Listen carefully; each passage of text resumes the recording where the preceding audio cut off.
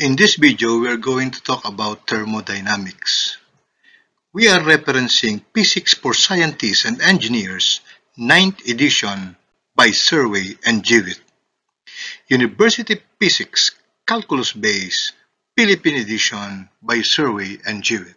Learning objectives. At the end of this video, students will be able to learn heat and heat transfer, temperature and temperature changes, phase change and latent heat, heat transfer method.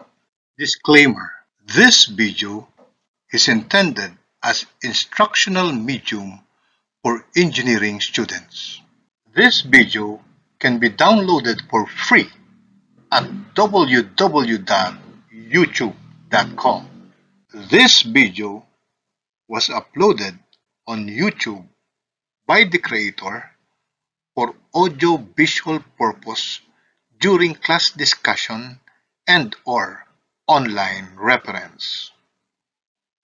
This video is not regulated by the institution. Any use of this video other than its purpose is at viewers' or users' responsibility. The creator warrants or allow the pre-use of this video only for instruction purpose and reference. Okay, in this video presentation, we are now going to talk about thermodynamics. Okay, thermodynamics naman, bago tayo pumunta dun sa mga masasalimuot na mga computation, bigyan muna natin ng overview yung subject matter para magkaroon tayo ng conceptualization at magkaroon din tayo ng tinatawag na motivation para pag-aralan itong thermodynamics. Thermodynamics is a branch of physics that deals with heat and temperature and their relation to energy, work, radiation, and properties of matter. Yan. Medyo unang sultada pa lang parang umaatikabuna, no? Ang daming may underline. Heat, temperature. Actually, let me share with you my experience on thermodynamics. Naituro ko ito first time, I think, way back 2004 or 2005. Actually,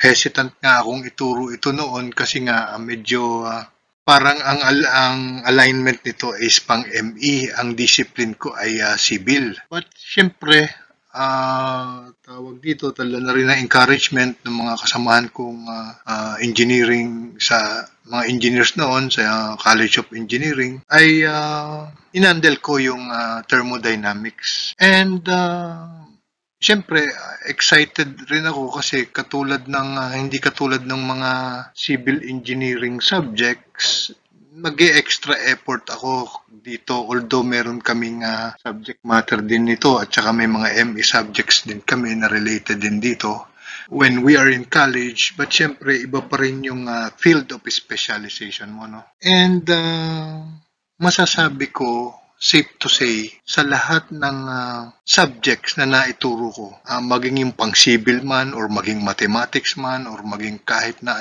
itong thermodynamics ang isa sa mga naging paborito ko.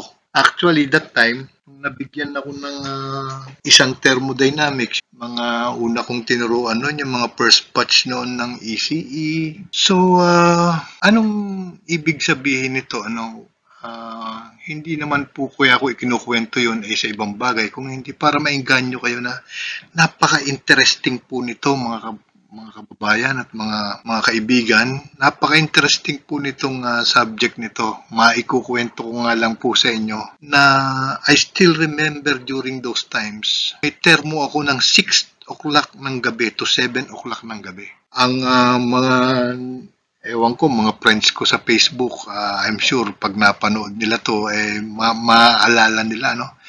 Yung mga ECE first batch or second batch yata yun, ng ECE, yung sina Jolie Grace Valeros, yung mga ganyan.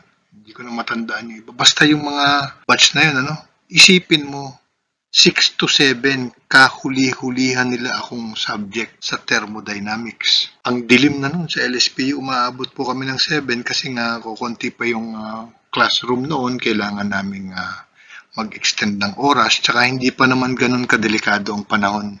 Wala pang masyadong mga, alam mo na, masasamang elemento, no? So, ano yung ibig ko sabihin, ano? Ang ibig kong sabihin, yung mga estudyante, na ECE yata yun sila eh. May break time pa yun sila, may vacant sila bago mag 6 to 7 MWF. Aba, doon ako nabibigla. Wala halos uma-absent sa aming klase at ako din ni isang absent. Wala rin po akong absent. Pare-pareho po kaming naging excited dahil talaga pong ang mga discussion namin dito ay nagbabaga po talaga. Napaka-interesting kasi very relevant at very relative sa pang-araw-araw nating buhay. And challenge sa akin, marami akong ibang natututunan hanggang wala pa pong internet noon ay ako po naging tambay na sa LSPU library. Yan po ang totoong istorya. Ako nga po ay bigyan na ng lamesa doon sa LSPU library sapagkat may internet na po noon ay hindi pa ganoon na limited pa po. So kailangan mga textbook pa rin. So lagi ako doon sa nagre-research kasi nga medyo kailangan ko ng extra mile dahil ito po ay medyo hindi ko forte, kailangan po nating maituro ng maayos sa mga estudyante. So yun po, kaya po kami po ay nabansagang library boys pa nga nung mga panahon na yun. Kahit umuulan, wala po. Natatandaan ko po, nagkaroon pa ng isang aksidente yung isang estudyante ko ay nagkaroon ng aksidente, ay pumasok pa rin po sa thermodynamics. Halimbawa, na aksidente ng Martes. Yung Miyerkules, meron kaming thermodynamics. Hindi siya pumasok nung buong Miyerkules ng maghapon. Yung 6 to 7, pinasok niya po yung thermodynamics at talagang very exciting po yung mga napag-aaralan namin dito. So, ganun din po ito, no? Kaya lang po, mga kapatid, mga kaibigan, ang masasabi ko po sa inyo, ginawa ko lang pong parang kwentuhan itong ating lecture, kasi kung mag-i-English ako dito, napakahaba ng conceptualization nitong thermodynamics. Ang nakaharap lang sa inyo is slide. Pagkatapos nag-i-English ako dito, baka pangatlong slide pa lang patayin na ninyo yung video. Kaya parang mangyayari sa atin parang radio announcer na lamang po ang mangyayari sa atin, mga kaibigan. Anyways, ang thermodynamics, napakalawak po ng nito. Napakalawak na sakop.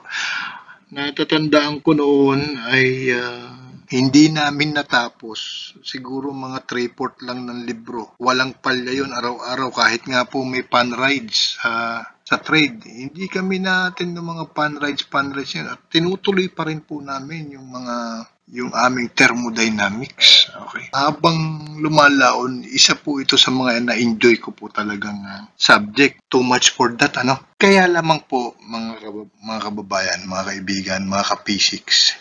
Ito po ay, nasa physics po tayo, overview lang, or magkakaroon lamang tayo ng crash course. So, foundation, bagamat sisiguraduhin ko po sa inyo dahil sa sobrang dami ng topic nito, may ideal gas law pa to, may thermodynamics law, 4 ang laws nito.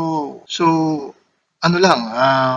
doon lamang po tayo sa pinaka-foundation. Huwag po kayong mag-alala at ang akin pong ibabahagi sa inyo, pipiliin ko yung pinakamalalaman. Yung pinakamalalaman na pundasyon na kung saan ay hindi naman kayo madidihado pagdating ninyo sa thermodynamics proper.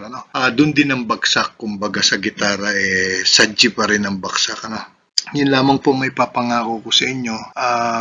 Kasi nga, itong physics, ulitin ko itong physics natin, ginawang isang physics na lang, yung mechanics at saka yung electromag pinagsama. So pagkatapos nitong thermodynamics, may i-discuss pa ako. Yun namang wave at saka yung isa ko pang paborito, yung electricity and magnetism. Yun, mga circuits. Kailangan ko pong mai-discuss yun para naman sa mga ECE nating mga kaibigan.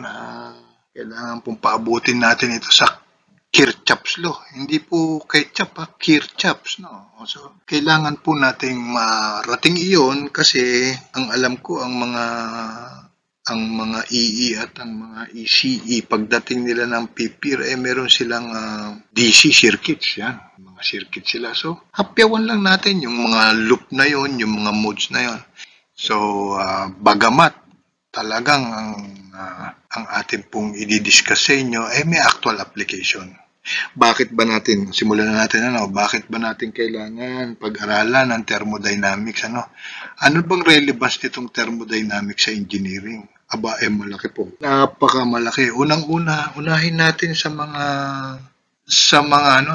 sa mga engine sa vehicle, okay? So, kapag napansin niyo po yung loob ng combustion chamber, okay? Ang tawag po dito ay mga piston ring, Ito po yung tinatawag na combustion chamber, ito yung piston ring. Ito naman yung connecting rod. May spark plug yan sa taas at meron niyang intake valve, Yung intake valve yan yung nag-i-intake ng gasolina. Okay. Kapag ka po may spark plug, gasoline engine po yan, Kapag ka naman diesel, injection pump naman, kinakalibrate yun, So, gaano ka-importante, pagka nagkaroon po ng rich air fuel mixture dito, kailangan tama yung fuel and air mixture dito para magkaroon ng combustion. Itutulak itong ito. Minsan naangat yan doon, itutulak yan ng combustion na yon at nakalagay yan sa connecting rod, iikot naman itong crankshaft at yan naman yung nakakonekta sa makina. Okay, at yun na nagpapaandar ng ating vehicle. Sa prosesong yun, ay thermodynamics po lahat ang involved doon kasi nga may heat, Lalong-lalo na sa diesel engine, kasi puro heat ang kailangan doon, So, isa lamang pong example yan. Ito, matututunan nyo po ito kapag dumating kayo sa mga ibang subject nyo sa ME, So, yan po yung ito po yung mga proseso, Explosion, ito una intake, compression, ikinukompress dito yung mga gases, then firing ng spark plug, power na yun, explosion of forces. Okay, and then ini-exhaust niya na ngayon, So, yan po yung 4-stroke cycle na tinatawag natin sa ating mga combustion chamber, Yan, ganyan ka-importante ang thermodynamics sa larangan ng engines sa mga vehicle. So, nakikita niyo na kung gaano kaganda ang pag-aaral ng thermodynamics. Okay, next slide po tayo. Okay, yung isa pang aplikasyon nitong thermodynamics ay dun sa mga air condition units or yung HVAC na tinatawag. Ano po ba yung HVAC na tinatawag? Yun po yung heating, ventilating, and air conditioning. Yan po yung tinatawag niyan. Karamihan po nito ay sa mga ME discipline. Okay, ipaliwanag ko lang po sa inyo yung kung paano natin ipinalalamig ang isang bagay. Ang parte po ng air condition ay may tinatawag, ito pa lang na i-model ko, kinuha ko lang ito sa internet, pero parehas lang din naman ng cycle. May cycle po tayong tinatawag dyan, Meron po tayong heat exchanger, dalawa yon, isa sa labas at isa sa loob. Okay. Kung window type ang iyong aircon, dalawa yung heat exchanger mo, isa dun sa may labas, yung nasa likod ng aircon at isa yung nasa loob. I-drawing ko po allow me to draw, So, allow me to draw. Kung halimbawa, ang aircon mo ay window type, yan, window type. Naka-side view po tayo, ito po yung unahan kung saan nandyan yung grills. Nandito po yung ano niyan, yung tinatawag na pan motor, okay? Yung pan motor na yan, merong yung elising nakakabit na ganyan, ano? Okay? Binubuga niya, ito yung loob ng kwarto, no? Room. Ito, outside, no? Oh, sorry. Outside. Alright. So, kung ganyan po ang ating sitwasyon, dito po may nakalagay dito na heat exchanger at dito heat exchanger. Ayan. Yan pong heat exchanger ay technical term po yan. Hindi nyo po maririnig yan sa mga pangkaraniwang tao. Ang mga maririnig nyo po kadalasan, evaporator at saka condenser. Yan. Okay.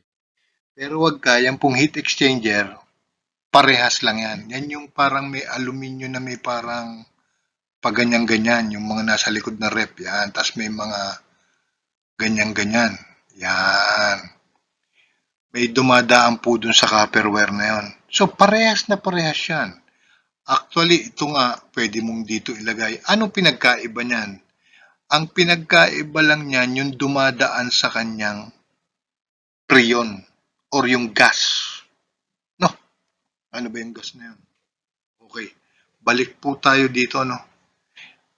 Ito po, heat exchanger to. Evaporator, yung evaporator po, yun yung nasa loob ng kwarto. At yung condenser, yun yung nasa labas ng kwarto. Nasa puwitan ng aircon kung window type, ano? Ayan, nakatagilid, ano? Okay.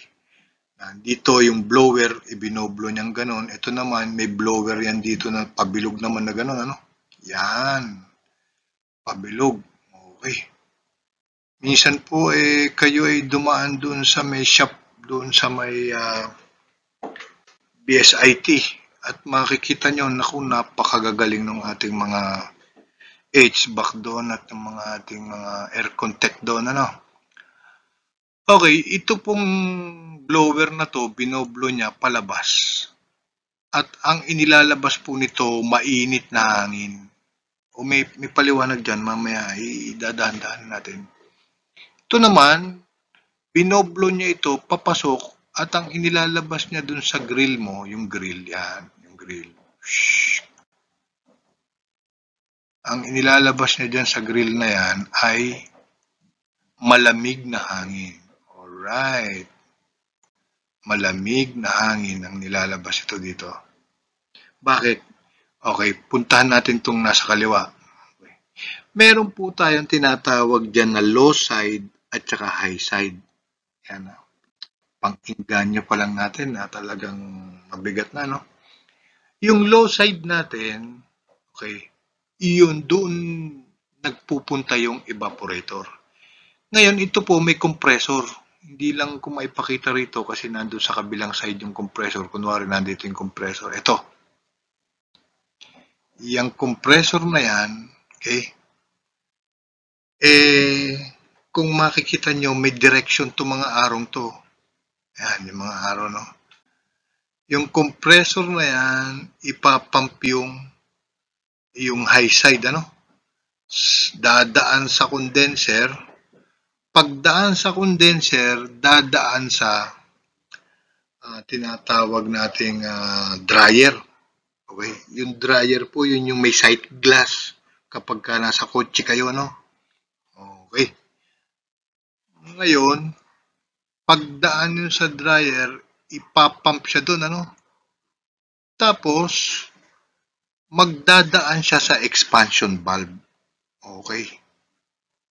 Kung malaki ang buka dito, paliliitin niya yun para mas lumamig yung hangin. Diyan sa expansion valve diyan nagkakaroon po ng paglamig ng hangin. Nakukompress po yan, ano? Subukan yung huminga na nakabuka ang bibig nyo. Yan, mainit ano? Habang humihinga kayo nakabuka ang bibig nyo, bigla nyong paliitin yung bibig nyo at ibuga nyo, lalamig. Ganyan din po ang ibig sabihin ng expansion valve. Lumalamig yung hangin habang lumiliit yung bukas ano. Okay.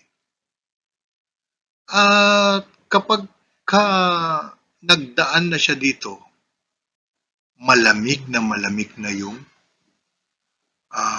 hangin, ibubuga naman yan ng blower papasok dun. Papasok dito sa loob ng kwarto. Kaya ngayon, yung dumadaan dyan, parang ibinubuga yung malamig na hangin dun sa coil.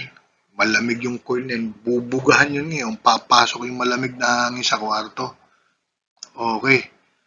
At the same time, makukompress yung mainit na hangin, may return po yung aircon, di makukulik po yung mainit na hangin, ilalabas naman po dito sa condenser.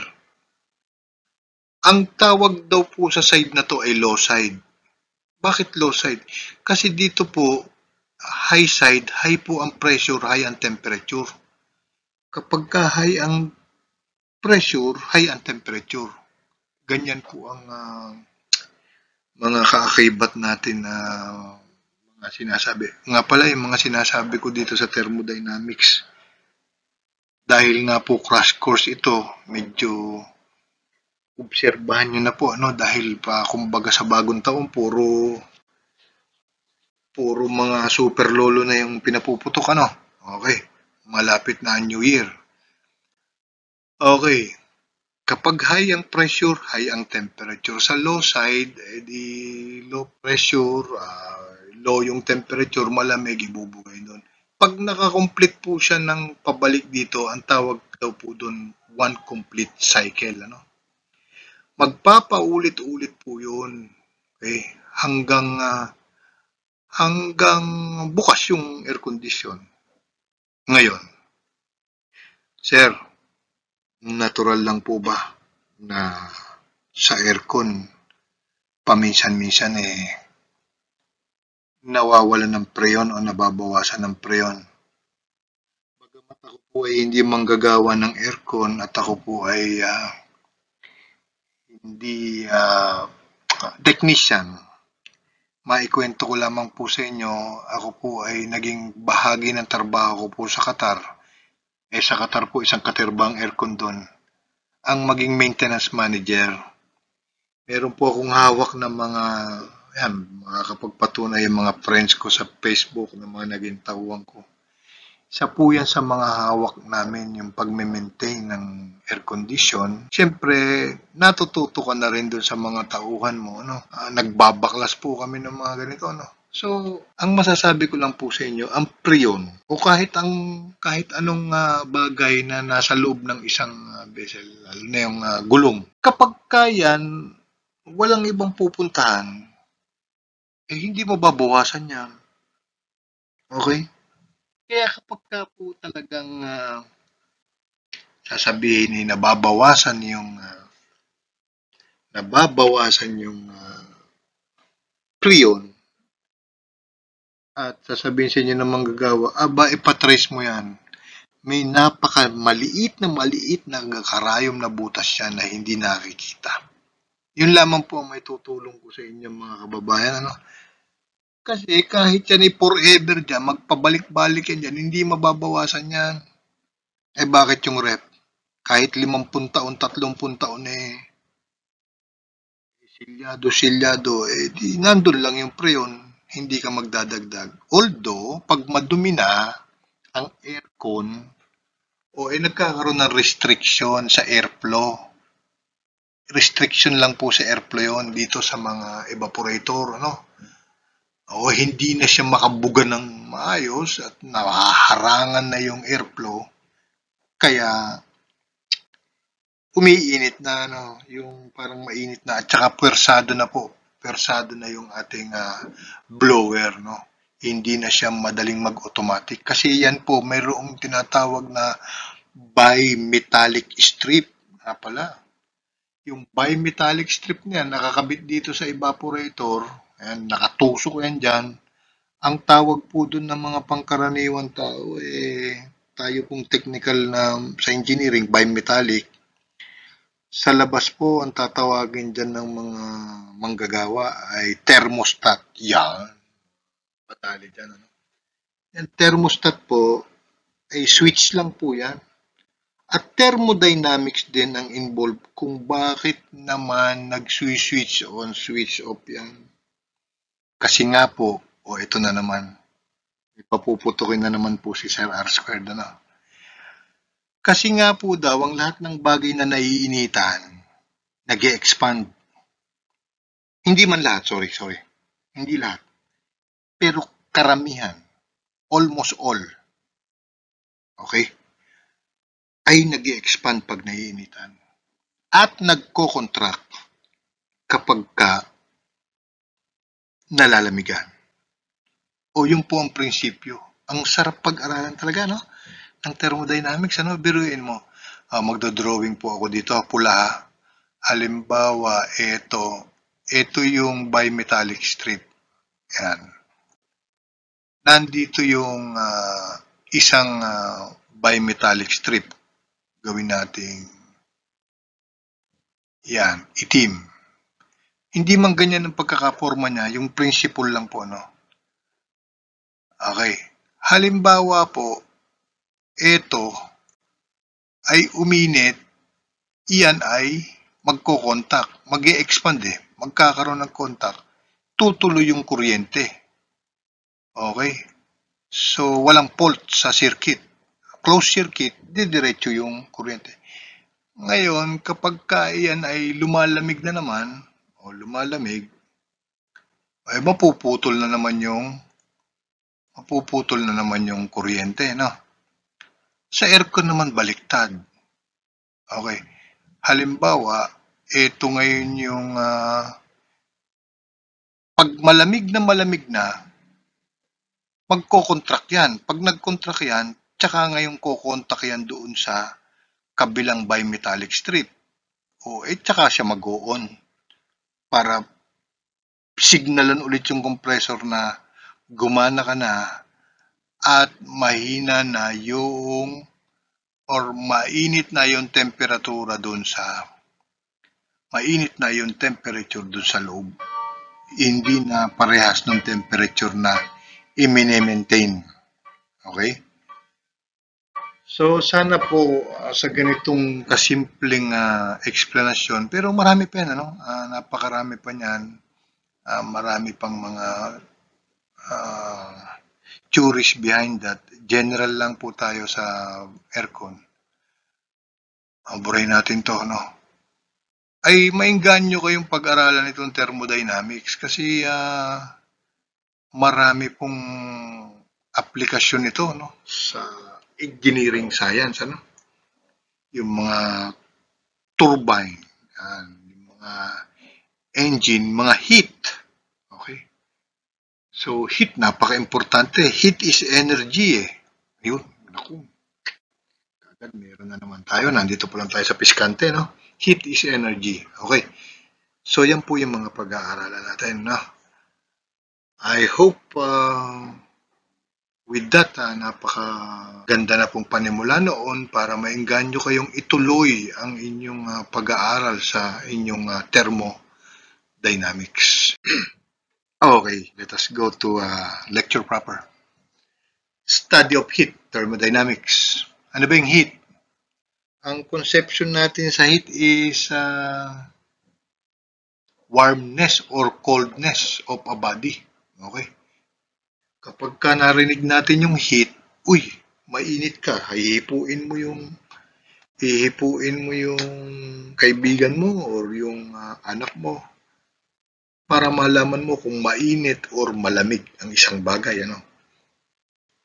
Conception arises from that particular sensation of warmness or coldness in which immediately experience on touching a body. Okay. Pero minsan ang ating mga senses ay hindi ganun ka-reliable. At oftentimes ay hindi ganun ka tayo ay nami-mislead, ano? Minsan kasi ang hipo, minsan subjective kasi rin ng senses eh. Okay? Um, kung ano yung malamig sa'yo, hindi malamig sa akin. Kung anong mainit sa'yo, malamig pa rin sa akin. So, hindi tayo pwedeng bumase sa senses lamang. Kasi yung definition na yun ng heat, eh, qualitative lang, ano, on a qualitative point of view lang. It's the quality of being hot or cold. There is no quantitative aspect. Yung heat na we just have to get the amount of heat. We have to measure, ano? In the study of thermodynamics, we will be focusing not only in the qualitative aspect of heat, but at the quantitative aspect as well. Hindi lang tayo magsasabi mainit, mainit or malamig, malamig, pero i-quantify natin, ano? Sa-isayin natin. Ano? It is said that whenever a body is heated, there will be a change in volume. O yun. Nagkakaroon daw po ng change in volume kapag ang isang bagay ay naiinitan. Heating, in most substances, produces an increase in volume. Ayun. In most substances, key takeaways natin ha. Heating in most substances produces an increase in volume. So, nag-i-increase pala, no? Most object, if not all, expands when heated up and contract when is cooled down. Ayan. Kaya po pala tayo may mga tinatawag na contraction joints. Iba po yung construction joint, iba po yung contraction joints sa mga civil naman. Ano? Sa mga tulay, bakit tayo nagkakaroon ng contraction joints? Kasi nga kapag ka mainit, ultimong semento na yun, ano? Mga beam na yun, ano? Nag-i-expand pa rin ang semento kapag nainitan. So, kailangan po natin yung pong principle na yan ng thermodynamics, taglay talaga natin. Tandaan nyo lang, expand when it's heated up, contract when it's cooled down. Solid na ang knowledge mo yan ngayon. Bago ka palang papasok sa thermodynamics. Bagay, kapag nainitan, expand. Pag nagko-contract, malamig. So, mahirap po palang magpunta sa mga malalamig na lugar, ano? Kasi uso ang contraction doon. Anyway, maiba tayo. Next slide. Okay, pag-usapan naman natin yung heat transfer, thermal equilibrium, or tinatawag natin na zeroth law. Ano ba yung tinatawag na heat transfer, mga kababayan? For example, ano, mga kaibigan, for example, ito ay yelo. Kunwari, yelo lang. Cube of ice. Imagine yung ice to, no? At imagine niyo to ay isang wire na pinainitan sa kandila. Pagka nagbabaga na yan, kunwari ito yung wire na nag-drawing ako ng wire, idikit mo sa yelo. Ano mangyayari? Ay di ganyan, matutunaw yung yelo. Okay? Magkakaroon ng heat transfer. Anong sasabihin mo? Lalamig yung wire. Kaya, ang nag-transfer ng heat, ang nag-transfer ay yung yelo, nag-transfer ng kanyang temperature dun sa wire. Nako, mali po daw yun. Okay? Ang totoo daw po, sabi ng mga scientifico at sinasabi sa ating para-pareho, yung heat daw, ito raw mainit na wire ang nag-transfer ng heat dito sa yelo. Kaya nga lamang, maliit yung wire, tinalo siya dahil sa mass, sa dami. Tinalo siya, mas marami siyang energy na i-transfer doon sa kabila. No? Hanggang dumating yung time na pareho na sila ng temperature, titigil na yung transfer of heat. Okay? Sa una, ito lang muna. Pagdating ng dulo, lalamig na rin yung kawad na yan hanggang maramdaman mo yung kawad na yan kasing lamig na rin ng yelo. Kapag pareho na daw sila ng temperature, yun daw ang tinatawag na nasa thermal equilibrium na sila. Equal, equilibrium, thermal, thermal yung kanilang temperature is equal. Sana na ipaliwanag ko sa isang mabuting halimbawa yung thermal equilibrium. Tandaan niyo raw po, yung heat always flows from hot place or hot object to a colder place or colder object. Always ang flow ng heat, tandaan nyo mga ka-physics, from hot surface to cold surface or from hot object to cold object. It is never the other way around. Kung eto, tinalo ng yelo yung heat niya dahil lang malaki yung yelo kaysa dun sa wire. Sana maliwanag tayo nun. Pero teka, but wait, there's more. Heat will continue to flow until the two objects reach the same temperature. Magtutuloy-tuloy daw po ang pag-flow ng heat. Yung pag-transfer nitong mainit na bagay dyan sa yelong yan hanggang silang dalawa. Yung katulad kanina ko pang sinasabi ay maging magkapareho ng temperatura. At yun ang tinatawag na thermal equilibrium. Okay, next slide po tayo mga kababayan. Ano naman yung tinatawag natin na zeroth law? Zeroth law states that if two thermodynamic systems, teka ha, ilagay ko lang itong aking pointer, yan, states that if two thermodynamic systems are each in thermal equilibrium with the third one, then they are in thermal equilibrium with each other. Parang malabo po yata yun Linawin nga natin. Kuhanin ulit natin yung ating alright. Kapag raw halimbawa meron tayong block A at block B, okay, ito raw A ay in thermal equilibrium with another block, a third block which is C. Okay, at itong B ay in thermal equilibrium din dyan sa singyan. Sinasabi daw po na yung A and B niyan ay in thermal equilibrium with each other. Okay, maliwanag na. O na-imagine nyo nangyayari, no? Natural, kapag ka ito, halimbawa ito malamig na malamig to, no? Kung malamig na malamig to at ito ay mainit, okay? So ito magta-transfer ng heat dyan sa malamig na yan, okay? Ano mangyayari dito? Iinit to, iinit. Kung sobrang lamig niyan, hindi niya kayang painitin ng gusto. Magiging mababawasan ang lamig niya. Kung dating -5, naging -2 na lang, no? Kung ito naman, ganun din, mainit din. Okay?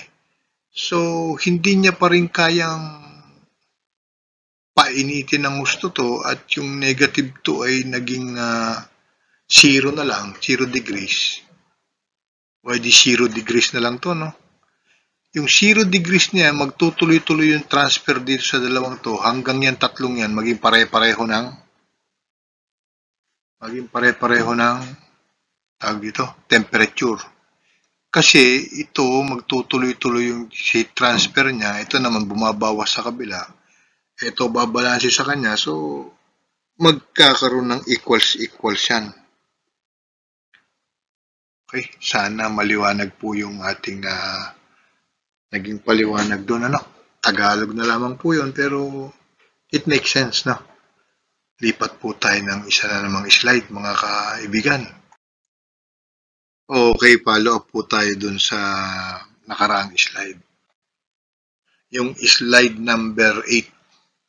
Ito, slide number 9, If objects A and B are separately in thermal equilibrium with a third C, yan na nga yung zeroth law.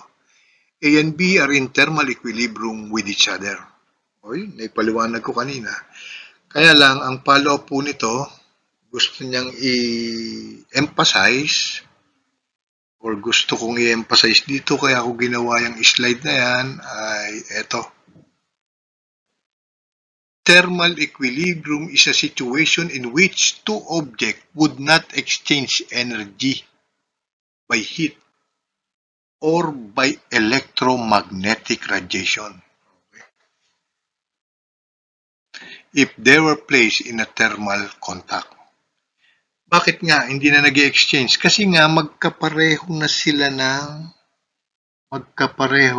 ng temperature. Wala nang magpoplo. Paano ko ba ipapaliwanag ito? Teka ha. Okay, sige, halimbawa. Halimbawa, ang isang bagay, pareho ng temperature, pinagtabi mo, walang dadaloy na heat. Kasi nga,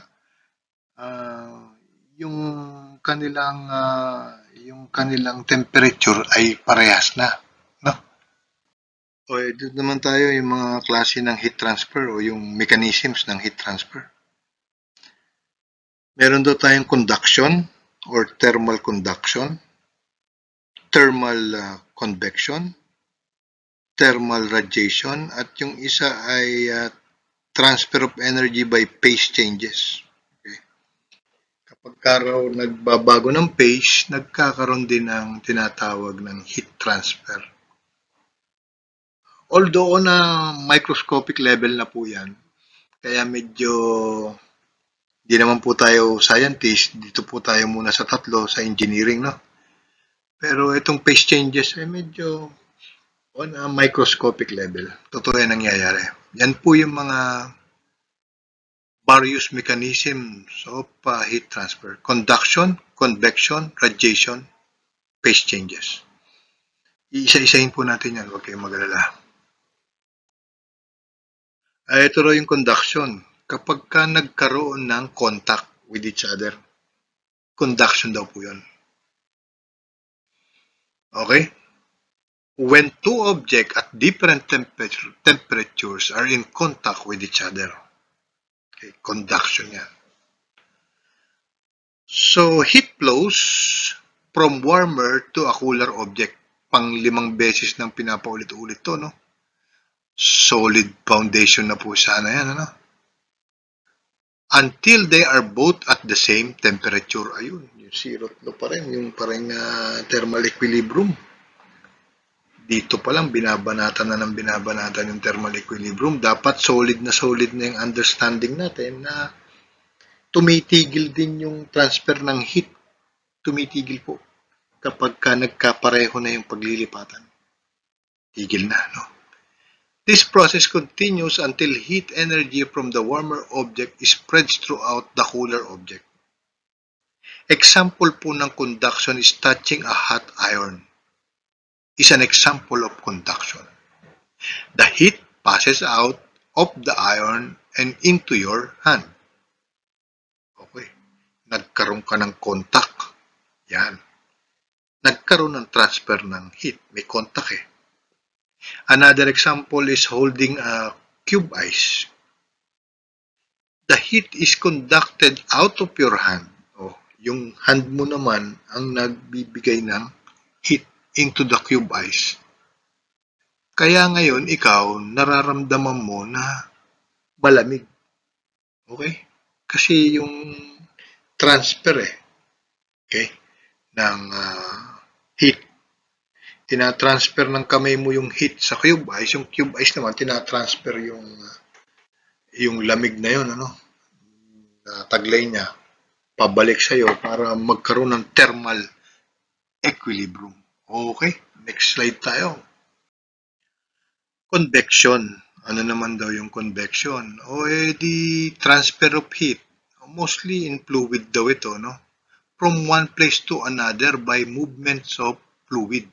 Convection is usually the dominant form of heat transfer in liquids and gases. Okay. Ano naman yung example ng mga convection na yan? Boiling water. The heat passes from the burner into the pot, heating the water at the bottom. Okay, tama. Yung boiling water, ilagay mo sa isang kasirola. No? Makikita mo, kahit yung kasirola pinaglagyan mo ay malamig, iinit yun. Kasi nga, nagkaroon ng movement ng mainit na fluid. Okay. Radiator, okay? Puts warm air out at the top and draws in cooler air at the bottom. Okay. So, yun yung radiator, no? Yung radiator po sa makikita yan sa mga engine or sa mga vehicles, yan yung nagpapalamig, yung tinatawag natin na cooling system. Okay? Ang principle din po niyan ay para rin sa air condition, may blower din at meron ding high side, may low side din yan, Okay. At dumadaan din po yan sa heat exchanger. Pagdating sa heat exchanger, pagdaan sa heat exchanger, magbabago po ng phase, Okay? Babago ng phase at pag nagbago ng phase, magbabago ng temperatura. Paikot-ikot lamang po yan, So, convection daw po yun. Napapalamig niya yung makina through convection, Steaming cup of hot tea. Ayun. O di ba pagka tayo po ay meron tayong tinatawag na sakit sa asthma, di ba? Minsan ang ginagawa natin kumukuha tayo ng isang mainit na tubig at nilalanghap natin, Okay. Nakukuha natin yung vapors, yung steam niya, yung hotness, nagkakaroon ng transfer of heat. Okay. O minsan kapag may sakit ka, dito sa probinsya natin, sa Laguna, uso pa rin hanggang ngayon, May mga albularyo pa rin po tayo, mga kaibigan, Siguro yung mga nanay-nanay nyo, yung mga lola-lola ninyo, mga kapisiks, Sa edad nyo yan, pag kayo may sakit, may lagnat, yung gagawin, kukuha ng planggana. Okay? Yung plangganang yun gawa sa losa. Ewan ko kung may losa pa ngayon, yung kulay puti. Yan, yung araw, ngayon, puro plastic na, kahit plastic na planggana. Tapos, ilalagay sa ilalim ng upuan, pauupuin ka sa upuan, lalagyan ka ng kulubong na kumot. Habang umuusok dun yung nag-aasong kumukulong tubig. Okay, dun sa losa. Alam nyo ba yung losa? Taga probinsya po ako. Baka kayo yung mga taga city na, Yung losa yung parang kulay puti na parang arenola ang kanyang dating na kulay puti na ganun, parang aluminum na merong coating na white. Okay. O siya, edi anong ibig sabihin ni sir? Nagkakaroon ng heat transfer dahil ikaw ay para ka nasa steam bath mga kababayan, O edi meron po daw convection na nangyayari, Yung steam bath, convection yun. Okay, yung steam, kukulungin sa isang kwarto na maliit. Okay?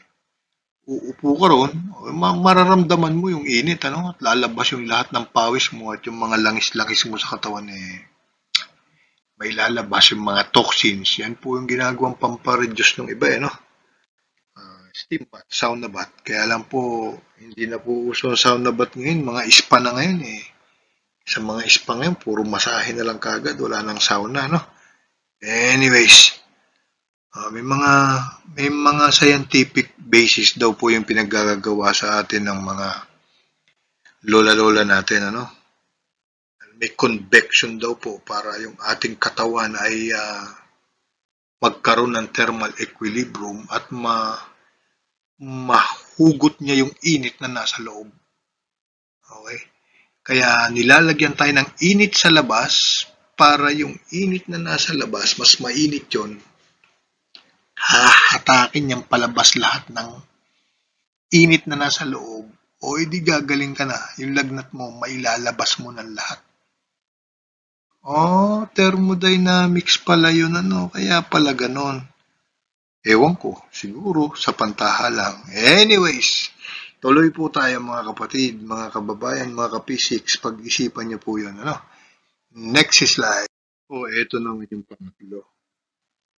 Itong pangatlo, hanggang dito lang dapat talaga tayo kasi nga nasa engineering tayo. Yung isa naman kasing susunod mamaya microscopic level, no? Anyway, yun daw conduction at convection, yung una natin natutunan kanina. Yan daw po mga kapisiks ay nangangailangan ng nangangailangan ng contact, Both conduction and convection require matter to transfer heat. Okay? Nagre-require sila ng matter para mag-transfer ng heat.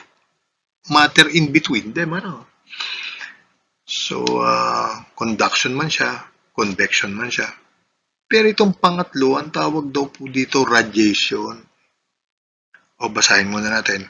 Radiation is a method of heat transfer that does not rely upon any contact between the heat source and the heated object. Kahit pala hindi mo mahipo, kahit na tawag dito, yun, Radiation is a form of energy transport consisting of electromagnetic waves traveling at the speed of light. Ayan, ibang form of radiation naman yun, Electromagnetic radiation naman yun. Dito naman tayo sa radiation sa aspeto ng heat. Heat transfer na hindi mo hinihipo or walang contact, walang matter. Sige, ano ba yung example? Barbecue. Halimbawa, may nagbabarbecue, may nag-iisaw-isaw. Di nagpapaypay na gano'n, Lumapit ka doon sa may mga baga-baga ron, mararamdaman mo Mararamdaman mo, mainit Ayun daw po, radiation yun, Okay. Yung araw, ultraviolet rays from the sun. Alam natin lahat na radiation yun, Okay, yung sa stove, sa burner. X-ray and X-ray machine. Okay. May radiation daw po yan, Sound waves from stereo. Okay.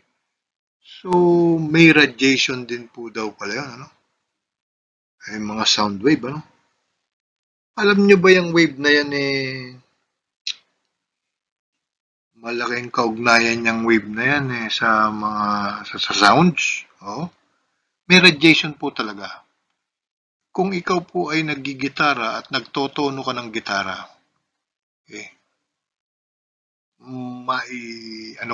mai-impart ko sa inyo. Di ba kailangan daw yung fifth fret, sa E, katunog yung pindutin mo yung fifth fret sa E, kailangan katunog yung katabing string. Ako po, pag nagtotono ng gitara, pang-check ko na lang yung tunog. Although, ang mga gitara ngayon, meron ng tinatawag na tuning fork, Although, dyan rin po nang galing sa thermodynamics or sa waves nga pala naman, waves. Nandito lang tayo, sound waves na nakalagay Ang ginagawa ko, kinakalabit ko lang yung fifth string. Okay. Tinitingnan ko lang kung nagbabibrate na yung katabi. Pag nag-vibrate na yun, malamang magkatunog na yun. Parehos na sila ng frequency. Anyways, tsaka natin pag-usapan niya sa wave motion Next topic po natin yan, ano? Medyo may apat pa tayong topic, yung wave, electricity, yan, magnetism. May optics pa nga pala tayo sa kaduluhan. Ano? Anyways, yan po, ganyan po ka anong radiation, ano? Hindi nangangailangan ng contact in between them, nagkakaroon ng heat transfer. Okay. The heat from the sun. Magbilad ka sa araw pag hindi nadaing ka eh. Di ba? Pero, hindi ka naman lumalapit sa araw. Right? Sana maliwanag na sa atin yan, ano? Okay, yung daw pang huli, on ang microscopic level, pang scientist na po ito, no? Ito nga po pala ay physics for scientists and engineers. Okay. Latent heat of fusion. Okay. Ito raw po yung heat of fusion. The energy required to transition one unit of substance from solid to liquid. Fusion daw yan, no? Equivalently, the energy liberated when one unit of substance transition from liquid to solid. Okay. Pag vaporization naman, alam nyo na yon, from liquid to vapor, kaya nga vaporization eh, no? Teka, libangin natin itong, lagyan natin ng konting, yan, okay. So, liquid to vapor. Equivalently, the energy liberated when one unit of substance transition from vapor to liquid. Okay. So, nagkakaroon daw po ng heat transfer kapag may phase changes. Okay. Ano naman yung sublimation? Ito yung nag-i-skip, kumbaga sa estudyante na accelerate. Okay. Sa madalit salita, mga kaibigan, ano? Yung na-accelerate, hindi dumadaan ng grade 5. Halimbawa, grade 4 ka, o susunod grade 6 ka na, hindi ka dumaan ng grade 5, accelerated ka, no? O yun daw yung sublimation daw. The transition of a substance from the solid phase directly to the vapor state such that it does not pass through intermediate liquid phase. Ano yung mga example niyan? Mothballs o yung mga mothballs. Ano ba yung Tagalog sa mothballs? Alcampor yun. Alcampor. Yung mga pang-ipis. Natutunaw na lang yun. Hindi yung dumadaan from solid. Hindi na siya nagiging liquid. Evaporate na agad. Ano? Naggagas agad. Ano? Dry ice, hindi na po nagiging liquid. Snow in the winter month, freeze drying. Okay. Ice crystal in a frozen food bag. Air fresheners.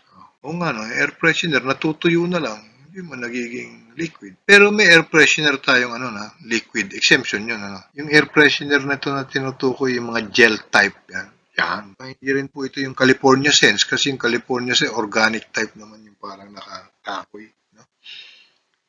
Anyway, yan daw po yung mga example ng phase changes ng sublimation. Okay, dumadami nitong ating slide. Slide 14. Next. Okay, let us have this illustration. Meron tayong tatlo lang, kasi yung isa medyo ibang meron daw tayong from flames, nagra-radiate daw siya, radiated and transmitted in the form of rays and wave particles. Okay, iinit siya, okay? Nagkakaroon ng convection at pati yung handle, kapag itong handle na to ay conductor din. Anong ibig sabihin conductor, sir? O meron tayong tinatawag na conductor ng heat. Hindi lang electricity ang may conductor ng heat. At kadalasan, alam nyo ba, na yung conductor ng electricity, conductor din ng heat. Kadalasan. At kapag magandang conductor ng electricity, maganda rin daw conductor ng heat. Ngayon nga, maniwala po kayo't hindi, yung mga Imarplex po ngayon na lumalabas, ng mga pang-ihaw-ihaw. Kahit nga lamang po ibilad mo sa araw, alas 12 ng araw sa beach, ibilad mo lang sa araw dahil napakatinding conductor siya. parang sapat na para makapagpirito ng iklog. Yung pong mga Imarplex na lumalabas ngayon, ang ganda ng technology, no? Yung pong process ni conduction, ano? Yung nag-radiate nung na-radiate noong araw, okay? Ang ganda nung kumuha sila ng materyales na nagko-conduct ng heat. Hindi lamang pala electricity yung kinukondak, ano? So, ano ba magandang conductor ng heat? Sabi mo, sir, kadalasan ng magandang conductor ng electricity, maganda rin conductor ng heat. Totoo po yan. Yung copper, ang magandang conductor ng heat yan. Gold. Kaya lang mahal, ano? Pero yung copper, naku, ang bilis uminit niyan. Aluminum, okay, mabilis din uminit yan, ano? So, through convection, iinit yung fluid, iinit din itong buong pan, through conduction dahil nakadikit ito dito, itong tangkay, ay iinit din siya dahil sa conduction na pag-transfer ng heat. Kaya nga po yung mga iba, ang inilalagay dyan ay insulators or yung non-conductor of heat. Kadalasan po ang nilalagay dyan ay hindi pala okay, ang inilalagay po dito ay kadalasan kahoy. Kahoy, plastic. Although yung plastic conductor pa rin ng heat, ano? Yan. Yan po yung mga rubber. Mataas po kasi ang tolerance ng rubber sa heat. Okay? So, yan po yung illustration lang kung paano nagkakaroon ng heat transfer sa senaryong ito. Okay. Slide 16. Medyo mahaba po talaga. Tapusin ko lang muna ito dito sa temperature scales, ano? At hindi kaya ng isang hindi kaya ng isang video. Gagawa po ako ng isa na lang ulit video para sa mga computation at marami pang ibang mga temperature scales. Celsius. Okay. Ano ba yung Celsius naman, ano? Unang-una, thermometer muna tayo. Ano ba yung tinatawag natin na thermometers are devices used to measure temperature. Okay. Ang mine-measure ng thermometer, temperature. Ang barometer, air pressure. Ano? Okay. So, temperature of a system. All thermometers are based on the principle that some physical property of the system changes as the system's temperature changes. Masalimuot po yan. Marami pong system changes na nangyayari sa physical property, no? Pag-uusapan niyo po yan, lahat ng yan, pagdating niya sa thermodynamics proper. I would love to, but limited po yung time natin. So, hindi po natin pwedeng i-discuss dito at mauubos yung ating oras, ano? Ito, the level of mercury in the thermometer rises. Okay, ganito na lang. Kwento ko na lang para mabilis. Although, hindi yung mga eksaktong pangyayari o eksaktong words, pero yun na rin po ang basihan, ano? Nung nag-experiment daw po sila, kumuha sila ng isang mercury column. Okay? Alam niyo naman yung mercury, non-volatile. Alam niyo naman yung non-volatile, napag-usapan na natin yun dun sa manometers. Hindi siya madaling mag-expand, hindi siya madaling ma-disperse, no? Dense siya, dense. Okay, mercury column ang kinuha nila at pinakuluan nila yung tubig. Pinakuluan nila sa glass tube yung tubig. Noong kumukulo na, tiningnan nila yung temperature o yung naging taas. Okay? Okay, at nilagyan nila ng sukat yun. Etong si Celsius, Ayan si Celsius, si Swedish astronomer Andres Celsius daw po yan in 1742, no? Itong si paring Andres Celsius, ang ginawa niya, nung bago pa lang kumukulo, yung point na kukulo pa lang yung tubig, ginatlaan niya doon, tak. Kunwari, ito yung boiling point, ginatlaan niya doon. At tinawag niya na 100 degrees Celsius. Okay? Anong pasya niya? Wala. Gusto niya lang eh. Gusto niyang tawaging 100 degrees Celsius yun. At ginawa niya, halimbawa, ito, blanco pa lang yung mga, blanco pa lang yung mga guhit-guhit na yan. Noong bago pa lang magboboil yun, dito sa temperature ng mercury to, dyan, pak, ginuhitan niya. I-divide niya ngayon lahat yung natitira sa 100. Tawag niya na 100 degrees Celsius. At ipinirish niya rin dito sa kabila naman. Ipinirish niya rin yan. Yung bago magyelo, freezing point of water, bago magyelo, tinawag niya naman yun na 0 degrees. So, yung pagitan ng 0 at ng 100, yun yung dinivide niya sa 100 guhit. Yun yung tinatawag na centigrade or Celsius scale. No? Yung boiling point ng tubig, 100. At yung freezing point, 0. Paano niyang ginawa? Ganun niyang ginawa niya, no? Trip niya yun ang gusto niya talagang gawin eh. Yan si paring Celsius, Andres Celsius. Swedish daw yan. Next po tayo. Okay, ito naman si paring Fahrenheit. Okay, mga 4 yan silang kumpare ko dito eh, no? Okay, gagawa na lang natin ng jokes to kasi 21 slide po ito eh, baka nasa 4 pa lamang kayong slide eh, antukin na kayo pagka hindi ko po gagawan ng remedyong ganitong pakwento, ano.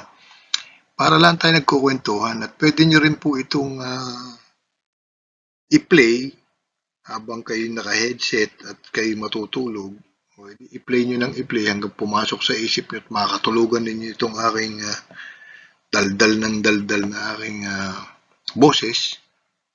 Sa copy-play nyo yan, papasok din yan po sa isip natin. Ano. Sino naman ito si paring Fahrenheit? 4 yan silang kumpare ko. Ito si paring Daniel. Si Daniel Gabriel yan eh. Yan si Daniel Gabriel na Fahrenheit.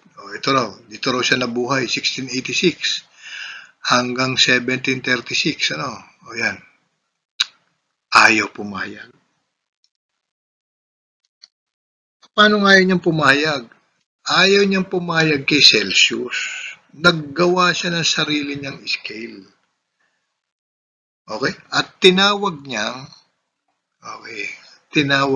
Fahrenheit scale.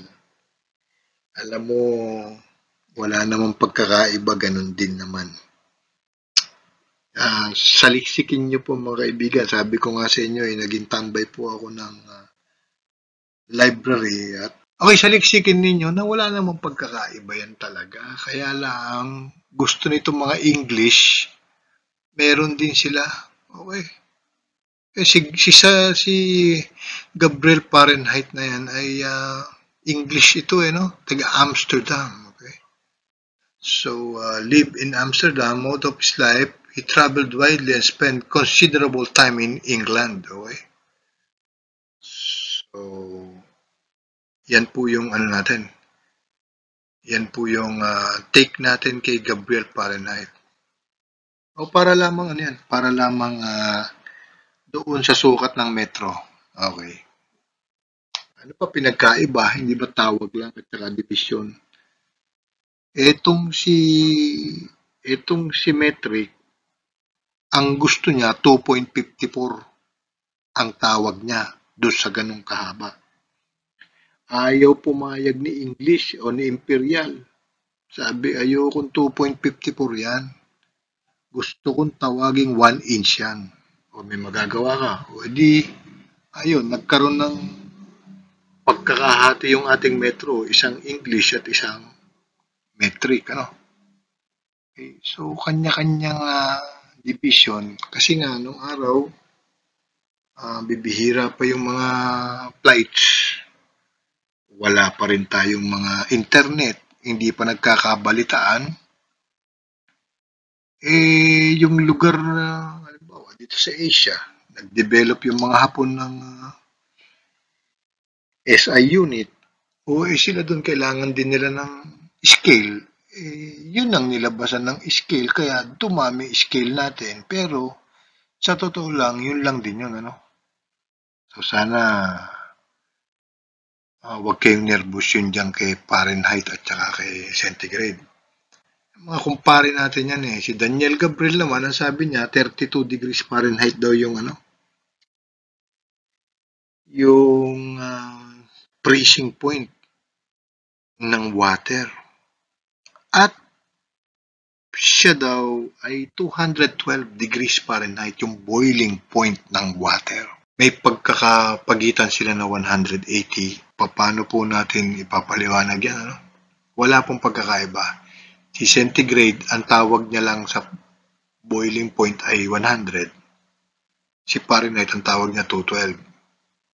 Si centigrade, ang tawag niya sa freezing point 0. Si Fahrenheit, 32.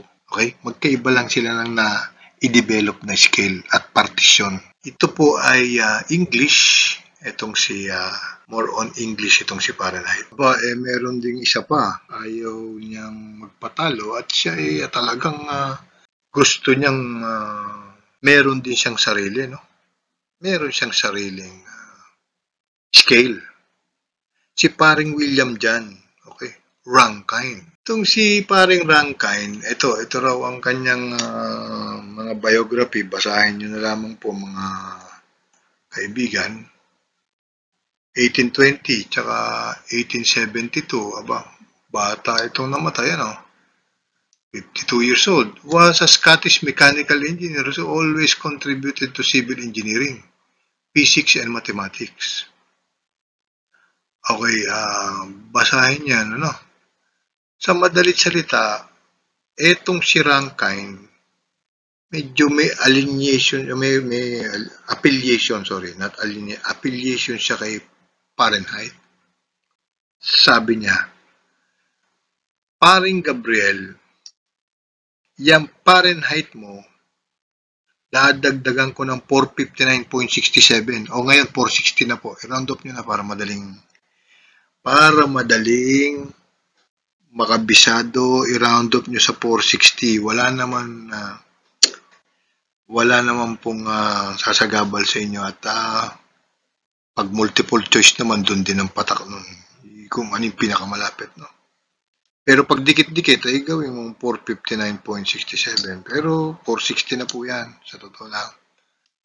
Yung Fahrenheit mo, dadagdagan ko ng 459.67 at tatawagin kong Rankine yan. Okay. Ayun, yung Rankine na yon, yan ngayon ay associated sa mga tinatawag ng mga absolute pressure commonly used in aerospace industry in the United States. The use Rankine before Celsius become dominant in scientific calculation. Nung araw, Rankine daw po ang ginagamit nilang scale sa aerospace industry. So pag alam mo yung Fahrenheit, alam mo na rin si Rankine, dagdagan mo lang ng 460. Okay. Next po tayo. Ito naman si paring Lord Kelvin. Yan po si Lord Kelvin, meron din sariling temperature scale yan, At sa madalit salita, British daw po ito, British daw po itong si Lord Kelvin. Sa madalit salita, siya po ay may ginawang sarili ding scale. Kung si Rankine kakampi ni Fahrenheit, ito naman si Kelvin ay kakampi ni Celsius. Kampi-kampihan sila Magkukumpara sila medyo may kanya-kanyang paborito, si Kelvin kakampi ni Celsius.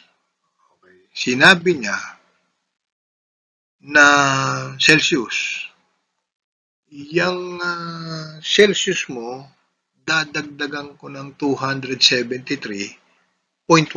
Pero ngayon, 273 lang po, okay na. Kasi ang hirap kabisaduhin yung may point-point pa, no? 273.16 at tatawagin ko yung Kelvin. O yun, sa madalit salita ang nangyari. So, ito na po yun. Naganap na yan. Yung Kelvin daw, yung degree centigrade, dagdagan mo ng 273.16 o 273 na lang, makuha mo yung Kelvin. Yung Kelvin, bawasan mo ng 273, makukuha mo yung centigrade. Okay, malinaw. Okay, last slide po tayo, no? Conversion of units. Paano ba natin gagawin to? Conversion of units from centigrade to Fahrenheit. I would like to show you my steps or my own steps kung paano. Kasi hindi ko po kinakabisado. Kailangan mo lang makabisado rito. Yung boiling point sa centigrade is 100. Ito ay centigrade.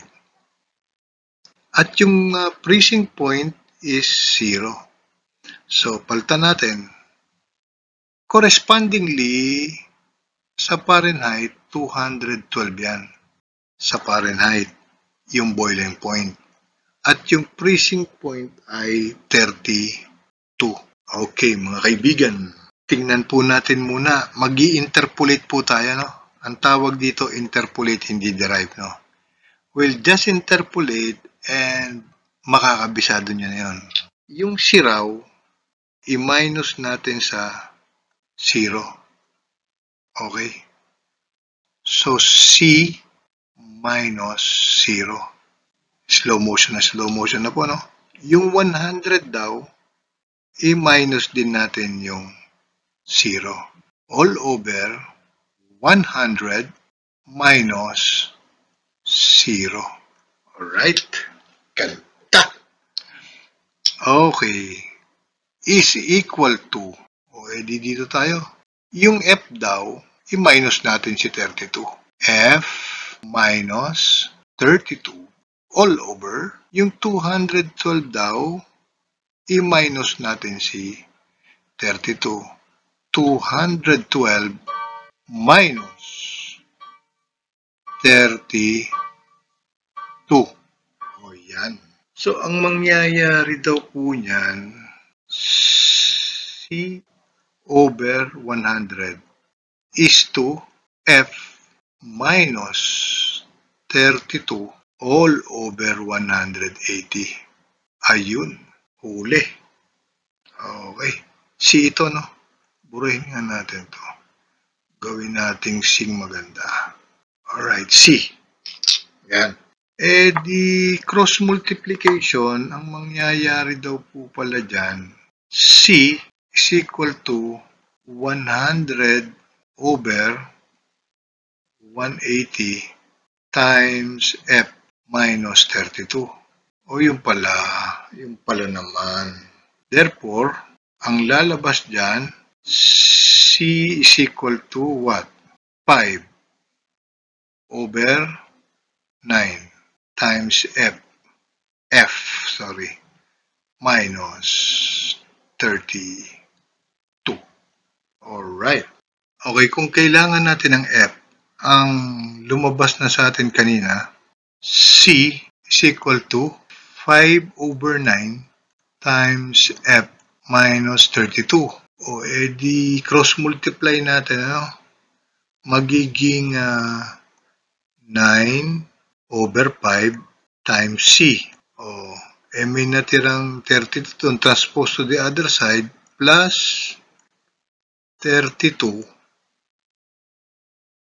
Naging plus yun is equal to F. O yan. Yan ang mga formula. Yan po ang formula ng centigrade. Okay. Fahrenheit, gagawin mo centigrade. Centigrade, gagawin mong Fahrenheit. Ito naman. Alright. With this, I hope Medyo mahaba na. See you next video, no? We have to terminate our discussion for the first part of our video presentation for ease of uploading. And muli po, ito po si Sir R Squared na nagsasabing, ingat lagi, kain dami, at tulog aga. Ibinabalik ko po sa Panginoon ang papuri at pasasalamat. To God be the glory.